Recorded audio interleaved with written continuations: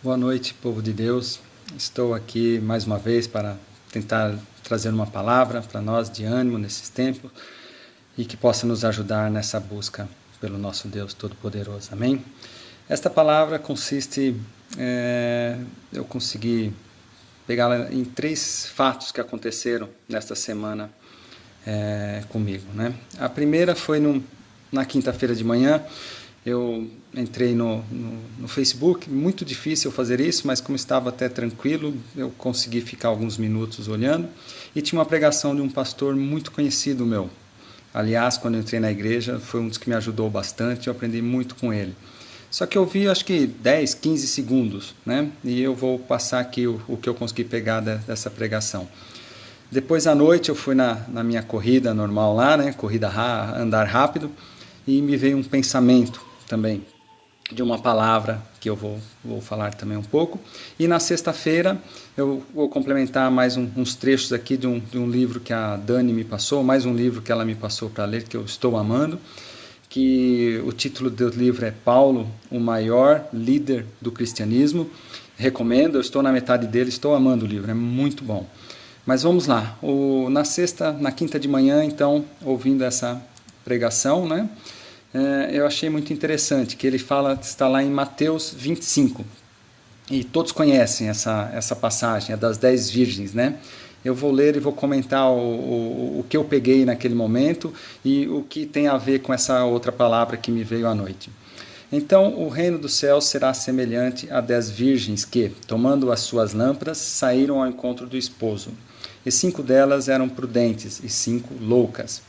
As loucas, tomando as suas lâmpadas, não levaram azeite consigo, mas as prudentes levaram azeite em suas vasilhas, com as suas lâmpadas.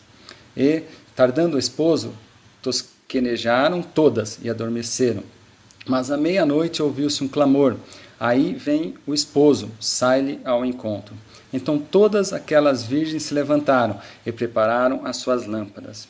As 10, todas se levantaram, todas se acharam prontas para encontrar o noivo. E as loucas disseram às prudentes: dai-nos vosso azeite, porque as nossas lâmpadas se apagam. Devia ter muito pouco azeite, então acenderam e apagou. Elas se achavam que elas estavam prontas também, não é isso? Mas as prudentes responderam, dizendo: não seja o caso que nos falte a nós e a vós, ide antes aos que o vendem, e comprai-o para vós. Elas tinham dinheiro, elas andavam juntas, estavam juntas. Essas outras 5 tinham dinheiro para comprar, mas não o fizeram. E tendo elas ido comprá-lo, chegou o esposo, e as que estavam preparadas entraram com ele para as bodas, e fechou-se a porta. E depois chegaram também as outras virgens, dizendo: Senhor, Senhor, abre-nos. E ele respondendo disse: em verdade vos digo que vos não conheço. Tem uma outra palavra que fala disso, né? Daqueles que tentaram bater na porta lá, tentaram entrar. Eles falaram: mas eu não expulsei demônio, eu não fiz um monte de coisas, né? Eu falei da tua palavra. E Deus fala: não te conheço, não é isso? E ele respondendo disse: em verdade vos digo que não vos conheço. Vigiai, pois, porque não sabeis o dia nem a hora em que o Filho do Homem há de vir. O que eu achei interessante foi isso: elas estavam exatamente igual às outras, achavam que estavam preparadas, que estavam no caminho, que conheciam tudo, que iam poder entrar então junto com o noivo para as bodas, não é isso? Aí, à noite, na corrida, me veio uma palavra. Eu estava ouvindo os louvores, né? Não ouvi louvor referente a essa palavra, mas me lembrei desta, que está em Apocalipse 2. Escrevo ao anjo da igreja de Éfeso.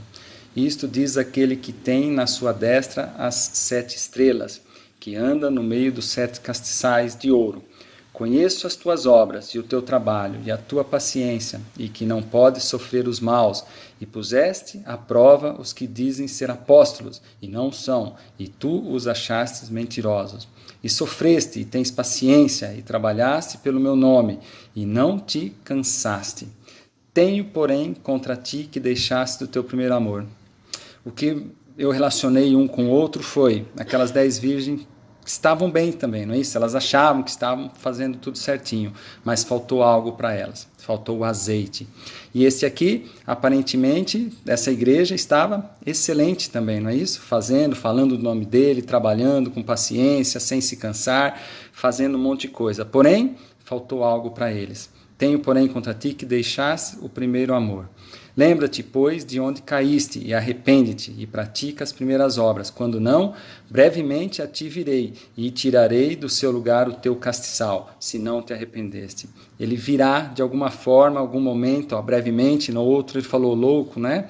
Vigia, pois não sabemos a hora. E aqui também, se não se arrepender, eles sabiam o que precisavam fazer, porque deixasse o teu primeiro amor. Esses já tinham, né, tido essa experiência com Deus, já tiveram esse azeite, mas de alguma forma perderam o azeite, deixaram o azeite de lado. Tens, porém, isto, que odeias as obras dos nicolaítas, as quais eu também odeio. Quem tem ouvidos, ouça que o Espírito diz às igrejas: ao que vencer, dar-lhe-ei a comer da árvore da vida, que está no meio do paraíso de Deus. Ao que vencer, vai entrar com o noivo para as bodas. Então eu comecei a pensar nessa palavra, falei, se Deus fosse escrever essa carta para mim, e o que eu gostaria que você também pensasse, né? Analise o homem a si mesmo. O que ele falaria para nós? Eu odeio as obras dos nicolaítas. Quantas coisas nós odiamos desse mundo hoje, não é? Nós odiamos o pessoal que fala mentira, o pessoal que não gosta de Deus, não é? O que fala mal, nós ficamos bravos com isso, com essas coisas que o inimigo está fazendo no mundo, não é? Cegando os olhos das pessoas. Tem um monte de coisa que nós não aceitamos mais, pessoas que falam palavrões, a gente fica chateado, não gosta. Então tem um monte de obras da carne que nós odiamos. Eles também odiavam, não é? Mas e aí? E se Deus for escrever para nós essa carta? O que ele vai falar?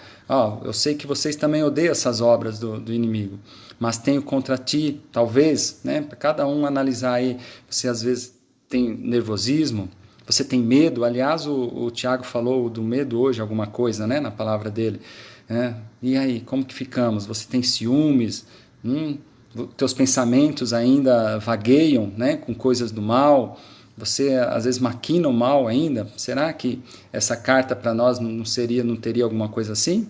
Né? Então eu fiquei pensando bastante nisso, né? Nessa palavra, e eu falei, talvez está faltando azeite, está faltando azeite, alguma coisa ainda na minha vida, é algo que eu tenho que buscar desse Deus. E o que é esse azeite? Aí nessa palavra, nesse livro que eu li uma boa parte na sexta-feira, eu peguei algumas partes dele que eu consegui relacionar com essa palavra, que eu vou ler agora aqui para vocês. Quer ver? Lembre que esse livro é sobre Paulo, não é? Sobre um dos maiores, né, evangelistas, o que levou o cristianismo para os gentios. Então tem uma parte do livro que está falando assim, há um intervalo muito importante da vida de Paulo entre Atos 9, do 20 e 21, e Atos 9 e 22. No começo, Paulo apenas pregava e afirmava que Jesus era o Filho de Deus. Está lá no Atos 9, 20 e 21. Ele afirmava que Jesus era o Filho de Deus. Nós vimos lá nessa carta para Éfeso que eles falavam de Deus, eles estavam fazendo a obra sem se cansar. Mas depois Paulo mais e mais se fortalecia e confundia os judeus que moravam em Damasco, demonstrando que Jesus é o Cristo. Está lá em 9:22. Demonstrar é mais do que afirmar. Demonstrar é provar cuidadosa e meticulosamente o que se afirma. Então, o que eu imagino nesse ponto, né? Paulo, no início, sabia da palavra, conhecia, né? Ele teve um encontro com Deus, mas ainda talvez faltava alguma coisa. Depois ele começou a estar com azeite. Ele tinha um azeite. Além dele falar de Cristo, ele demonstrava. Então, ele mostrava o poder de Cristo, né? Quer ver? Vamos continuar aqui, A nossa maior prioridade não é fazer a obra de Deus, mas é conhecer o Deus da obra.